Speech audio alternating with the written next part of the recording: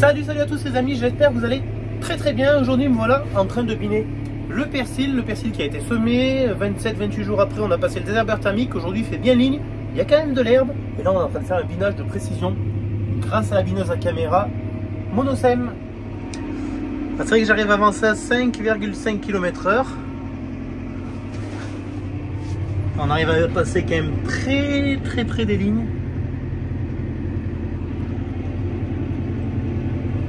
Donc, grâce au guidage par caméra, hein. La caméra ajuste en permanence. On voit la double poutre d'ailleurs. On arrive à la voir bouger un petit peu là, vous voyez le vérin.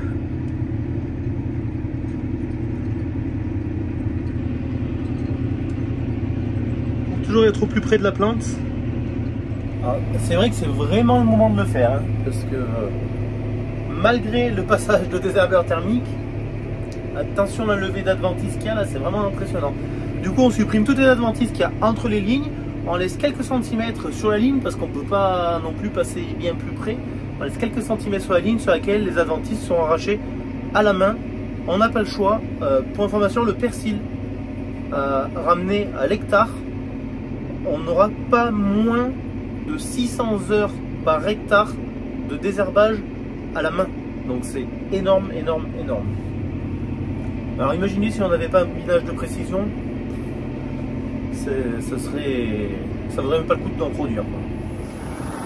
Je suis descendu pour faire un petit peu de près la bineuse. Bon, désolé, il y a du vent comme à peu près chaque jour dans la vallée du Rhône.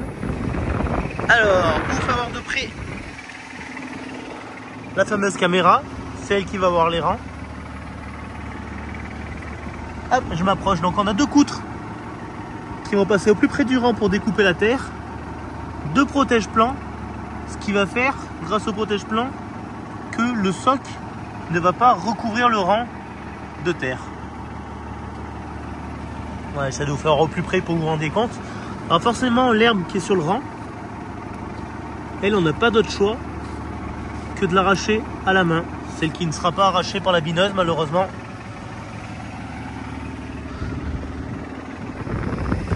Je peux vous faire voir un petit avant après. Là vous voyez bien la charge d'adventice. Voilà, une fois qu'on est passé. Donc sur le rang, comme je vous ai dit, il n'y a rien de magique. Mais l'inter-rang, c'est tout arraché. L'inter-rang est nettoyé. Les ambroisies. Je sais pas ce que vous en pensez, mais c'est plutôt chouette. Allez, on continue. Donc là, je suis dans une parcelle de persil qui fait 2 hectares. Juste à côté, là, ce sera du basilic qu'on va semer dans une dizaine de jours. C'est vrai que grâce au GPS, on a le tracteur déjà qui va conduire tout seul au bon endroit. Et la bineuse guidée par caméra qui s'ajuste en permanence. Fait niveau précision, je crois qu'on ne peut pas faire mieux.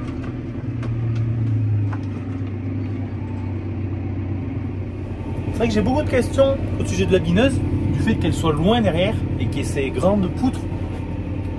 Alors c'est parce que ma bineuse c'était pas un prototype mais on va dire une pré-série. C'était une des premières, si ce n'est la première, à se faire confirmer par Monosem, qui tournait en France, donc de la largeur du tracteur avec la caméra. C'est-à-dire que la caméra, faut la caser quelque part. C'est pas comme sur une bineuse qui est un peu large, où on peut mettre un mât avec la caméra sur le côté qui regarde.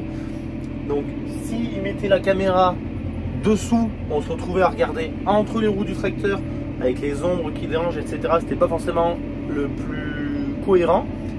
Donc ils se sont dit qu'ils allaient mettre la caméra en hauteur, mais du coup une double poutre pour laisser de la vision pour la caméra. Les modèles qui sont sortis, qui ont été vendus après la mienne, ils se sont rendus compte qu'ils pouvaient rétrécir la poutre, qui avait quand même une vision suffisante pour la caméra. Moi j'ai préféré garder les poutres longues, parce que vous voyez, de ma cabine j'ai une super bonne vision sur le travail que je suis en train de faire. Donc je vois en direct si les réglages sont bons, s'il n'y a pas un petit caillou qui est coincé, où passent mes petits disques là, mes petits poutres. Donc je suis un petit peu moins manœuvrant, c'est un peu plus pénible sur les manœuvres, mais au final j'ai une vision au top du travail que je suis en train de faire. Donc voilà, moi j'ai décidé de rester dans cette configuration là. Là on voit qu'on est sur un passage Bah oui, c'est un passage d'enrouleur. C'est pour ça que là, on a fait un petit zigzag, on a presque roulé sur le rang. Pour les puristes qui ont le sens du détail, vous m'avez fait remarquer qu'on n'avait pas la même caméra que l'année dernière.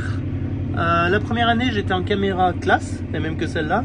Ensuite, j'ai essayé la caméra T-Lite. Quoi vous dire, moi j'ai trouvé qu'en efficacité, elles étaient kiff-kiff. Mais je trouve que la classe est beaucoup plus facile à régler et beaucoup plus agréable à utiliser. Avec un écran qui est sympa, l'interface est conviviale.